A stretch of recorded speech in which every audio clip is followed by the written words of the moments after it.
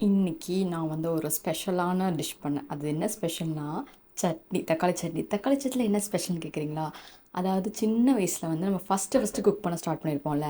அந்த மாரி நான் ஒரு 9த், 10த்ல குக் பண்ணியிருப்பேன்னு நெனைக்கிறேன். ஃபர்ஸ்ட்டு நான் வந்து குக் பண்ணது வந்து ஒரு சட்னி தான். ஓகேவா? இந்த டொமேட்டோ சட்னி தான். எங்க அம்மா செய்ற அதே மாரி தான் பண்ணுவேன். ஆனா, எங்க அம்மா வந்து பூண்ட போட மாட்டாங்க. அதில வந்து நான் கார்லிக் போட்டு பண்ணுவேன். நெறைய கார்லிக் போட்டு பண்ணுவேன்.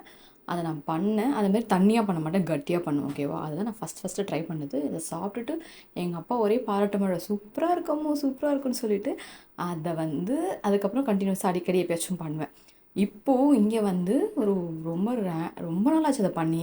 ரொம்ப நாளுக்கு அப்புறம் அந்த சட்னி இன்னைக்கு தான் பண்ணி இட்லி செஞ்சு சாப்பிட்டேன். ஸோ வந்து ரொம்ப நாளுக்கு அப்புறம் எனக்கு அப்படியே நான் வந்து என்னோட ஃப்ளாஷ்பேக்கு போயிட்டு வந்தேன். அப்படியே அங்க அந்த சைல்ட்ஹுட்டுக்கே போன மாரி இருந்துச்சு. ஏன்னா நான் ஃபர்ஸ்ட் டைம் சாப்பிடும்போது எங்க அப்பா என்ன வந்து புகழ்ந்ததெல்லாம் எனக்கு ஞாபகம் வந்துச்சு. அதுக்கப்புறம் வழக்கம் போல எல்லா வேலையும் பண்ணிட்டு தூங்கிட்டேன்.